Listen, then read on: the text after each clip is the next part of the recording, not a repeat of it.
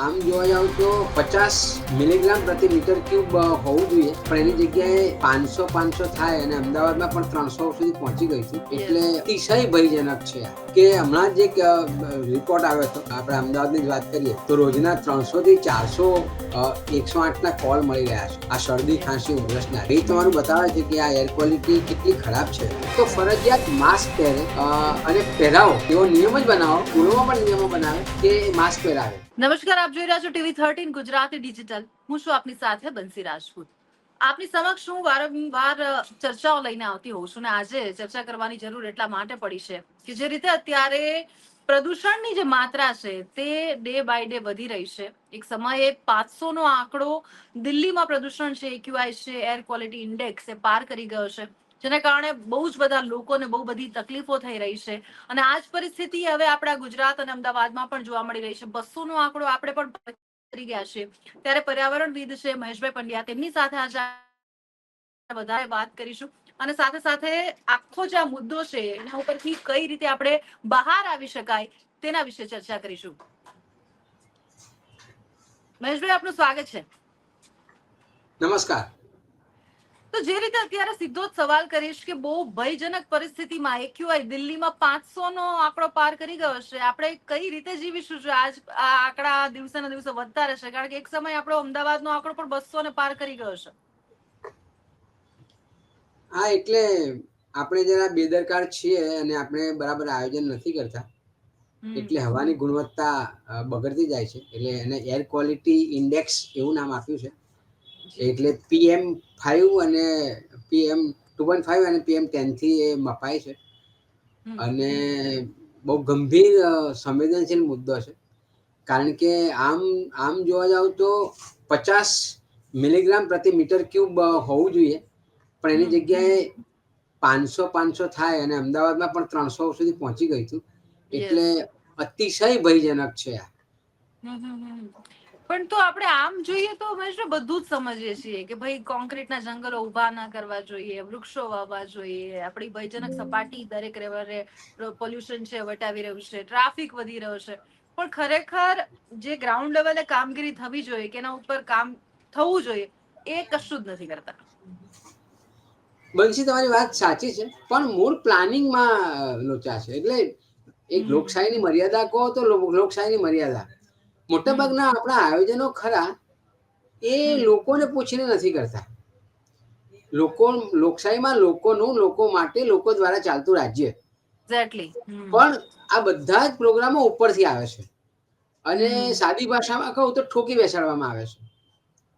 જો લોકોને પૂછીને રોડ રસ્તા બનાવાતા હોત, લોકોને પૂછીને જો ટીપી સ્કીમ બનતી હોત તો પછી આ પ્રશ્ન ના થાય. પણ એવું નથી થતું. અને ચૂંટણી લક્ષી એ કોઈ પણ રાજકીય પક્ષ હોય, કોઈ એબીસી એવા રાજકીય પક્ષની વાત નથી. મોટાભાગના રાજકીય પક્ષો એ નજીકમાં આવતી ચૂંટણીને આધારે એ આયોજન કરતા હોય છે.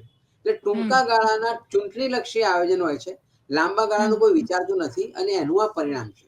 એટલે તમે સીધી વાત કરો, એર ક્વોલિટી ઇન્ડેક્સની વાત કરીએ આપણે તો હવે બોપલ છે, વટવા છે, વસ્ત્રાપુર છે, સેટેલાઇટ છે, આમાં તો ઇન્ડસ્ટ્રી જ નથી અને છતાં એર ક્વોલિટી ઇન્ડેક્સ તો બહુ 200 અને 300 ની વચ્ચે જાય છે. એનો મતલબ એવો નથી કે ઇન્ડસ્ટ્રી દોષિત નથી, ઇન્ડસ્ટ્રી પણ દોષિત છે. પણ અહીંયા આ રહેણાંકના વિસ્તાર જે છે એમાં જે વધ્યું પ્રમાણ, એમાં બનશું ત્રણેક કારણે જોઉં છું. પહેલું કારણ તો એ કે આપણા રોડ રસ્તા એટલા બિસ્માર છે કે ધૂળ બહુ જોડે છે, કારણ કે એની ક્વોલિટી ખરાબ છે. એટલે ભ્રષ્ટાચારના લીધે હું ખુલ્લો આક્ષેપ મારું છું. ભ્રષ્ટાચારના લીધે રોડની ક્વોલિટી બરાબર બનતી નથી, એટલે વારંવાર બિસ્માર થઈ જવા, ધૂળ ઉડવી. નંબર 2, આપણા જે જાહેર પરિવહન નથી. હું માત્ર અમદાવાદની વાત કરી અત્યારે, એટલે ઉદાહરણ સમજાય એટલા માટે. આમ સમસ્યા ગુજરાતની છે, પણ આ ફોકસ અમદાવાદ. અમદાવાદની વસ્તી બનશી 80 લાખ જેટલી છે અને એની સામે જાહેર પરિવહન એટલે BRTS અને AMTS બંને મળીને માત્ર 2000 બસ છે. મેટ્રો હમણાં શરૂ થઈ. મેટ્રો શરૂ થઈ તે સારી વસ્તુ છે, પણ 26 મેટ્રોના સ્ટેશનોમાં ક્યાંય પાર્કિંગની વ્યવસ્થા નથી.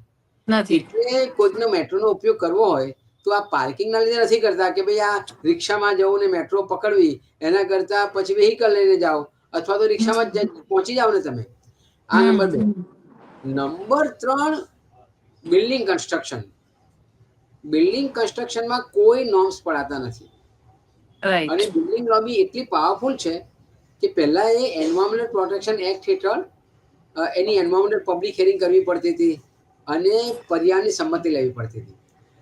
હવે કેટેગરી બી માં આવે એટલે લોકોની પર્યાવરણની નુકસાન નથી થતી, એન્વાયરમેન્ટ ક્લિયરન્સ લેવામાં આવે છે પણ એ પારદર્શક નથી અને એની જે શરતો છે એનું પાલન નથી થતું. એટલે બેફામ બિલ્ડિંગ કન્સ્ટ્રક્શનના કામ ચાલે છે, રોડ રસ્તા બિસ્માર છે, જાહેર પરિવહન નહીં હોવાથી ટ્રાફિકની સમસ્યા વધારે છે અને સૌથી મોટું કારણ કુદરતી રીતે જે પોલ્યુશનને કંટ્રોલ કરવા માટેનું વૃક્ષ છે એ વૃક્ષોના છેદન થયા છે. અને આ બધા કારણોના લીધે તમારા રેસિડેન્શિયલ એરિયા લઈ લો, એ વસ્ત્રાપુર હોય કે બોડકદેવ હોય કે થલતેજ હોય કે બોપલ હોય, એમાં પણ એર ક્વોલિટી ઇન્ડેક્સ બહુ જ હાઈ છે. Right, right. એટલે બહુ જ કહેવાય ને કે પાયાની અને જરૂરી બાબતો અને જે ખરેખર ધ્યાનમાં નથી લેવામાં આવતી એ તમામ બાબતો પર તમે બહુ સરસ રીતે પ્રકાશ પાડ્યો છે. પરંતુ સવાલ એ થાય, કારણ કે અત્યારે પરિસ્થિતિ એવી કે આપણે રસ્તા પર આપણે પણ સામાન્ય કે પીકાર્સમાં નીકળવું હોય તો આપણા માટે એટલી બધી તકલીફ વાળું કામ થઈ ગયું છે કે અથવા તો તમારે 2 કલાક પહેલાનો સમય મતલબ નીકળવું પડે કોઈ પણ જરૂરી જગ્યાએ પહોંચવાનું હોય તો, અને ઘર દીઠ 1 થી વધારે વ્હીકલ થઈ ગયા છે. અને અત્યારે તમે મહારાષ્ટ્રની વાત કરો, દિલ્હીની વાત કરો, દિલ્હીમાં પણ પહેલા ઓડ ઇવન જે ટેકનિક છે એનો ઉપયોગ કરતા હતા, અત્યારે કન્સ્ટ્રક્શન સાઇટને બંધ કરવામાં આવી છે મહારાષ્ટ્રમાં 28 જેટલા નોર્મ્સ. પરંતુ તમને નથી લાગતું કે આપણે બહુ મોડા આ બધી વસ્તુ કરી રહ્યા છે ને અત્યારે જે આ કરી રહ્યા છે એ પણ એટલું પૂરતું નથી? આપણે મેઇન જે પાયાની જરૂરિયાત છે, જે તમે વાત કરી રહ્યા છો કે વૃક્ષોનું છેદન કરી રહ્યા છે અને એની સામે વૃક્ષો ઉગાડવામાં નથી આવતા, કોન્ક્રીટ જંગલો, આપણે ક્યાં જઈને અટકશું મહેશભાઈ? આ એક બહુ સામાજિક રીતે પણ એક બહુ મોટો ચિંતાનો વિષય બની રહ્યો છે અત્યારે. કારણ કે જે રીતે અત્યારે રોગચાળો કે અત્યારે લોકોને આંખો બળવી, જે શરદી ખાંસીના કિસ્સાઓ વધ્યા છે, દર બીજા ઘરમાં કે દર બીજું માણસ તમને આ સમસ્યાથી પીડાતો જોવા મળી રહ્યો છે. બંસી, તમારી વાત સાચી છે કે હમણાં જ એક રિપોર્ટ આવ્યો હતો, આપણે અમદાવાદની જ વાત કરીએ તો રોજના 300 થી 400 108ના કોલ મળી રહ્યા છે આ શરદી ખાંસી ઉધરસના જ. અહીં તમારું બતાવે છે કે આ એર ક્વોલિટી કેટલી ખરાબ છે કે આ શરદી ખાંસી ઉધરસના કેસ વધ્યા છે અને આ લોંગ ટર્મ બહુ ગંભીર પરિણામ આવશે. કોરોનામાં જેટલા લોકો નથી મર્યા એનાથી વધારે લોકો હવા પ્રદૂષણથી મર્યા છે. 2023માં વિધાનસભામાં કેગનો રિપોર્ટ મૂકવામાં આવ્યો, કોમ્પ્ટ્રોલર and auditor general of India, જેને આપણે કેગ CAG કહીએ છીએ. એણે ધ્યાન દોર્યું છે ગુજરાતનું કે તમારી હવા પ્રદૂષણ બહુ ખતરનાક છે, એની પર પગલાં ભરો. અને એણે ધી લાન્સેટ રિપોર્ટ, જે અમેરિકાની સંસ્થા છે, એનું જિક્ર કર્યું છે. અને એ રિપોર્ટ પ્રમાણે 2019માં આખા દેશમાં 16 લાખથી વધારે લોકો હવા પ્રદૂષણથી મર્યા છે અને ગુજરાતમાં 50,000થી વધારે લોકો મર્યા છે. હવે કોરોનામાં જે લોકો મર્યા એમાં તમે જાણતા હો તો એક કોમોર્બિડ શબ્દ વપરાતો હતો, એટલે જેના ફેફસા નબળા હતા, લંગ્સ નબળા હતા, એ લોકોની ઉપર આ કોરોનાનો એટેક વધારે થયો. એટલે કોરોનાથી મર્યા એવું કેવું વાજબી નથી. તમારા ફેફસા નબળા હતા અને એની પર કોરોનાનો એટેક થયો. એટલે ત્યાં પણ ક્યાંક ને ક્યાંક પોલ્યુશનને પોતાનો ભાગ ભજવ્યો જ છે. બિલકુલ. અને બંસી, બીજી મજાની વાત તો એ છે અને દુઃખની વાત એ છે, બે વસ્તુ સાથે એટલા માટે કહું છું કે એ રિપોર્ટે એવું કહ્યું, ધી લાન્સેટનો રિપોર્ટ, કે જેનો ઉલ્લેખ કર્યો છે CAGએ, વર્ષે આ દેશમાં $95 અબજ આના લીધે નુકસાન થાય છે. કારણ કે તમારા હવા પ્રદૂષણના જે ફેફસા બગડ્યા, તમારું સ્વાસ્થ્ય બગડ્યું, એટલે જે કાર્યદક્ષતા કે કાર્યક્ષમતા કહીએ કારીગરોની, એ નથી થતી, એમનું આયુષ્ય ઘટી ગયું. એના લીધે તમારા આરોગ્યની સેવાઓ પાછળ ખર્ચો કરવો પડ્યો. આ બધું એકંદર પરિણામ તમે જુઓ તો આટલું મોટું નુકસાન છે. એટલે આપણે ચેતવાની જરૂર છે. અને આ વર્ષનો સવાલ નથી, છેલ્લા 10 વર્ષથી ગુજરાતની જ વાત કરીએ તો નવેમ્બર અને ડિસેમ્બર મહિનામાં એર ક્વોલિટી ઇન્ડેક્સ એ 200 થી 300 સુધી પહોંચે જ છે. એટલે થીગડા દેવાની વાત નથી, આ લોંગ ટર્મ પ્લાનિંગ કરવું પડે. એ રિપોર્ટમાં એવું પણ કહેવામાં આવ્યું છે સીએજી ના રિપોર્ટના ગુજરાતમાં કે ભાઈ અમદાવાદ અને સુરતનો એર એક્શન પ્લાન બનાવ્યો, પણ અમદાવાદ અને સુરતમાં જે તાપ વીજ મથક છે, મારે નામ નથી આપવું આપણી ચેનલમાં, કોઈ ખાનગી કંપનીનું નામ આપવું વાજબી નહીં, એમાં ઉલ્લેખ કર્યો છે પણ હું નહીં બોલું. એ ખાનગી વીજ તાપ મથક જે છે એનું 66% પ્રદૂષણ છે, એની રાખ ઉડે છે અને એની વાત જ નથી કરવામાં આવી. એ રીતે સુરતમાં પણ એવું છે. એટલે એ જે તાપ વીજ મથકો જે છે એની જે રાખ ઉડે છે એનાથી પણ આ હવા પ્રદૂષણ વધારે થાય છે એવું સીએજી નો રિપોર્ટ બોલી રહ્યો છે.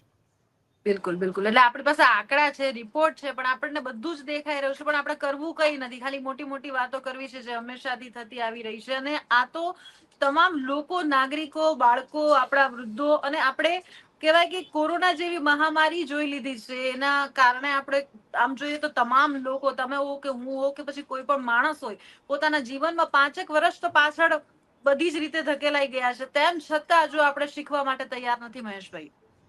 બિલકુલ. એટલે આપણે પદાર્થમાં જ નથી રહેતા. We are not taking a lesson from the learning. આ બહુ મુખ્ય ખોટ છે. મેં રાજ્ય સરકારને પત્ર લખેલો કે આ કેગનો રિપોર્ટ મુકાયા પછી પ્રક્રિયા આવી છે કે વિધાનસભામાં જાય, વિધાનસભાની પબ્લિક ઓડિટ કમિટી અથવા પબ્લિક એકાઉન્ટ કમિટીમાં જાય.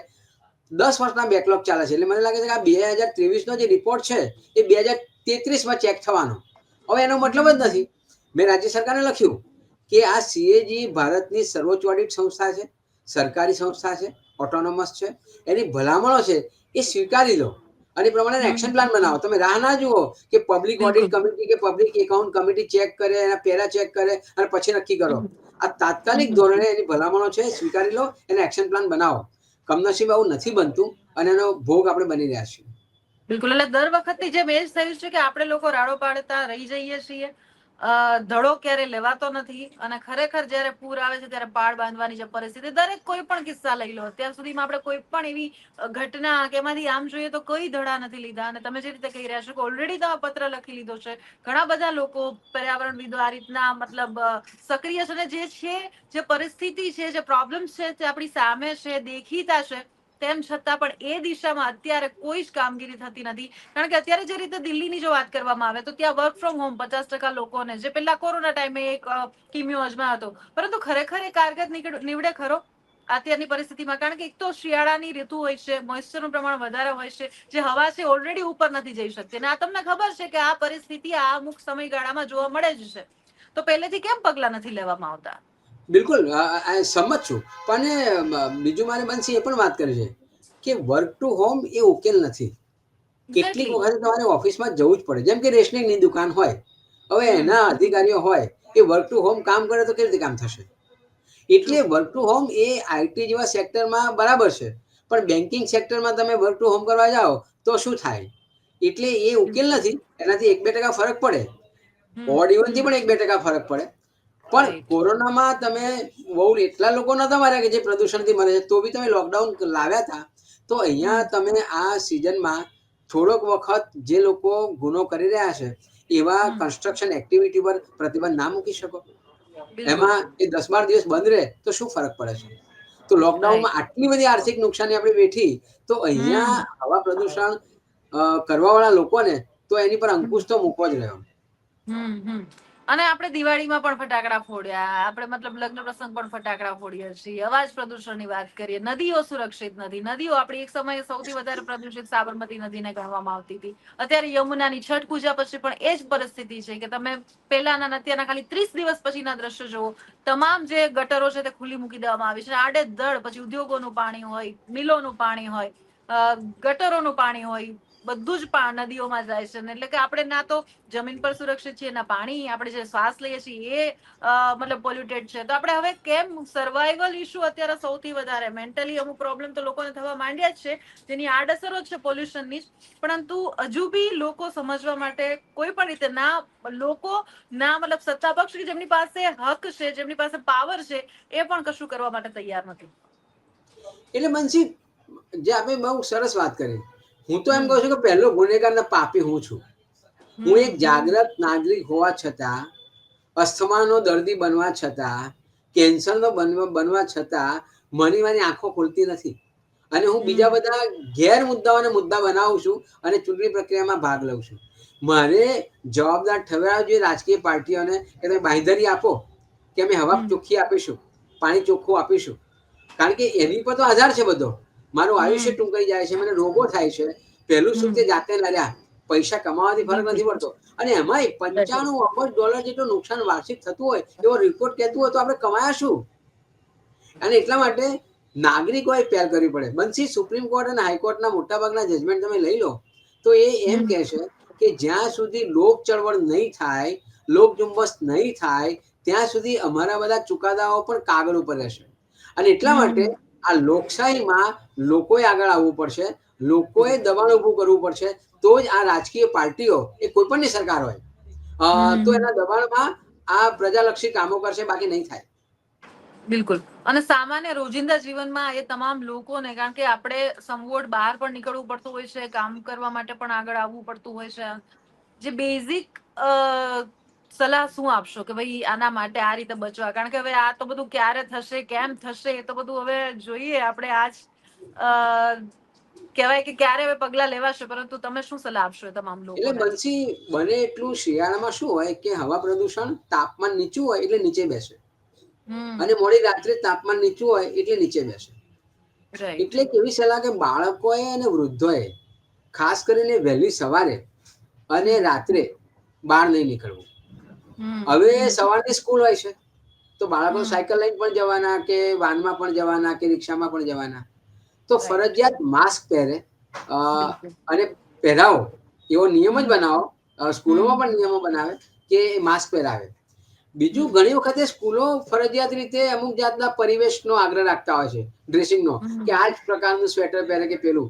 આ શિયાળામાં વધારે ને વધારે તમારું શરીર ઢંકાય અથવા તો રક્ષણ આપે એવા જો પોશાક પહેરીને આવે તો એને પણ છૂટ આપવી જોઈએ. આ મુદ્દો છે. બીજી અગત્યની વાત તો એ છે કે બને એટલું તમે કાર પુલિંગ ને બધું કરો. તમારા પોતાના ભલે વેહિકલ રહ્યા, પણ એક જ ઘરમાંથી સવારે પપ્પા જાય દુકાને, પછી એમનો દીકરો બીજી કાર લઈને ટિફિન આપવા જાય, આવું નહીં થવું જોઈએ. અને એમાં વધારે ને વધારે તમારા વેહિકલનો ઉપયોગ ઓછો થાય, કાર પુલિંગ થાય, જાહેર પરિવહનનો ઉપયોગ થાય, એવા પ્રયત્નો કરવા જોઈએ. અને એક બહુ સરસ વાત તમે જે માસ્કનો ઉલ્લેખ કર્યો કે લોકોને માસ્ક પહેરવાથી ખબર નહીં શું પ્રોબ્લેમ છે કે એક નાનકડું માસ્ક જે બહુ જ ઇઝીલી તમારી પાસે અવેલેબલ છે, તમારી પાસે પણ છે, અને તમને બહુ બધા રોગોથી બચાવે છે, એ પહેરવામાં શેની શરમ છે કે એના માટે કેમ લોકોને સમજાવવા પડે છે, એ સમજમાં નથી આવતી મહેશભાઈ. કે અત્યારે કદાચ તમે પણ નોર્મલ ડેઝમાં માસ્ક પહેરીને કોઈની સામે જાઓ તો ભાઈ હવે કોરોના નથી રહ્યો, અરે ભાઈ તમને મને પ્રોબ્લેમ નથી પહેરવામાં, તો તમને શું પ્રોબ્લેમ છે? આવી એટલે કે આ એક માનસિકતામાંથી પણ સામાન્ય લોકોએ બહાર આવવાની જરૂર છે. અને બંસી એટલા માટે માનો કે હું છે ને 2 વ્હીલર ચલાવું છું, મારી જોડે 4 વ્હીલર નથી, તો હું રૂમાલ આખો બાંધું છું, કારણ કે નાક પણ ઢંકાય અને કાન પણ ઢંકાય. મને શરમ નથી આવતી, કારણ કે હું માસ્ક પહેરે તો આટલો ભાગ જ ઢંકાશે, પણ મને તો પવન રોકવો છે, એટલે હું આખો રૂમાલ બાંધીશ. બુકાની જેવું જ લાગશે, પણ એમાં શરમ છે નહીં. કારણ કે તમે પોતે પણ રક્ષિત થાવશો, અને જો તમે દૂષિત થશો અથવા તો સંક્રમિત થશો તો બીજાને પણ સંક્રમણ કરશો. બીજાને પણ એટલા માટે આવું કરવું જોઈએ. બિલકુલ બિલકુલ. થેન્ક યુ સો મચ મહેશભાઈ, અમારી સાથે જોડાયા અને આખું જે ઓવરઓલ જે અત્યારની પરિસ્થિતિ છે તેના પર પ્રકાશ પાડીને વાત કરી તે બદલ. આ પ્રકારની ચર્ચાઓ સાથે આપણે જોડાતા રહેશું. તો આ હતા મહેશભાઈ કે જેમને પર્યાવરણવિદ છે અને તેમને ઘણી બધી જે પરિસ્થિતિ છે અત્યારે જેમાંથી આપણે લોકો પસાર થઈ રહ્યા છે, સામાન્ય નાગરિકોએ પણ ખૂબ જ સમજવાની આ વસ્તુની જરૂર છે કે જે રીતે અત્યારે તમામ લેવલે આપણી જે હવા છે તે પ્રદૂષિત થઈ રહી છે. એક નાનકડું માસ્ક છે તે તમને તેનાથી બચાવી શકે છે. ઓવરઓલ અત્યારે ઘણી બધી ક્ષેત્રમાં અત્યારે કામ થવાની જરૂર છે, અને એટલા માટે જ અત્યારે આ ચર્ચા કરવાની જરૂર પડી કે એક સમય આપણા ગુજરાતમાં, અમદાવાદમાં પણ જે એર ક્વોલિટી ઇન્ડેક્સ છે તે 300 નો આંકડો પાર કરી ગયો હતો, જે અતિથી અતિ ભયજનક પરિસ્થિતિમાં આવે છે. એટલે કે તમે જે શ્વાસ લઈ રહ્યા છો, જે હવા લઈ રહ્યા છો, એ પણ દૂષિત થઈ ગઈ છે. તો તેના માટે પહેલું સુખ તે જાત નર્યા આપણા સ્વાસ્થ્ય માટે આપણે જ પેલા સમજવું પડશે, અને ત્યારબાદ આપણે બીજાને પણ એના પર વાત કરી શકીએ. તો આ જ પ્રકારની ચર્ચાઓ સાથે હું તમારી સમક્ષ આવતી રહીશ. જોતા રહો TV 13 ગુજરાતી ડિજિટલ. મને આપશો રજા. નમસ્કાર.